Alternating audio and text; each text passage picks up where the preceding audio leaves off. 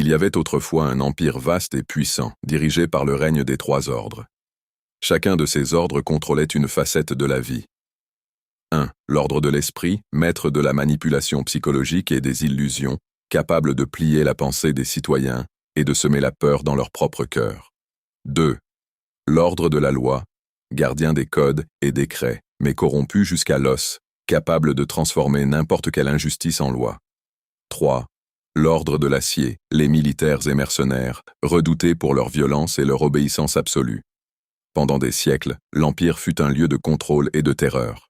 La population était prisonnière d'un système où penser librement était un crime et résister équivalait à mourir. Pourtant, dans l'ombre, des poches de rébellion commençaient à se former. Puis vint le grand soulèvement.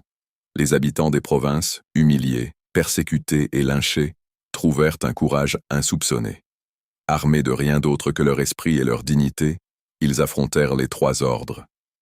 Beaucoup périrent, mais la population réussit à faire tomber le règne. Les illusions de l'ordre de l'esprit furent percées, la corruption de l'ordre de la loi mise à nu, et les troupes de l'ordre de l'acier furent repoussées par la solidarité des villes et des campagnes.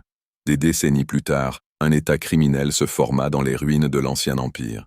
Des politiciens corrompus et des magnats avides prirent le pouvoir, accaparant terres, richesses et liberté. Mais les descendants des vainqueurs du grand soulèvement, appelés les veilleurs, ne se laissèrent pas écraser. Bien que humiliés et souvent lynchés, ils avaient appris l'art de la résistance. Ils connaissaient la force de la dignité face à la peur et la valeur du courage face à la corruption. Lorsque l'État criminel décida de conquérir les derniers bastions de liberté, les veilleurs se rassemblèrent, héritiers de la mémoire des trois ordres tombés. Ils utilisèrent non seulement la force, mais la ruse et la stratégie mentale que leurs ancêtres avaient appris à déjouer. Des alliances improbables se formèrent, des trahisons furent déjouées, et le peuple reprit petit à petit le contrôle de ce qui avait été volé.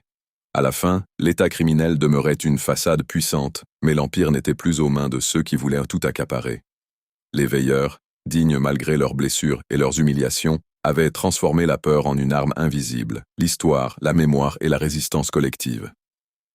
L'Empire était tombé, et quelque chose de nouveau, fragile mais vivant, commençait à émerger. Un empire où l'esprit des habitants ne pourrait plus jamais être totalement brisé.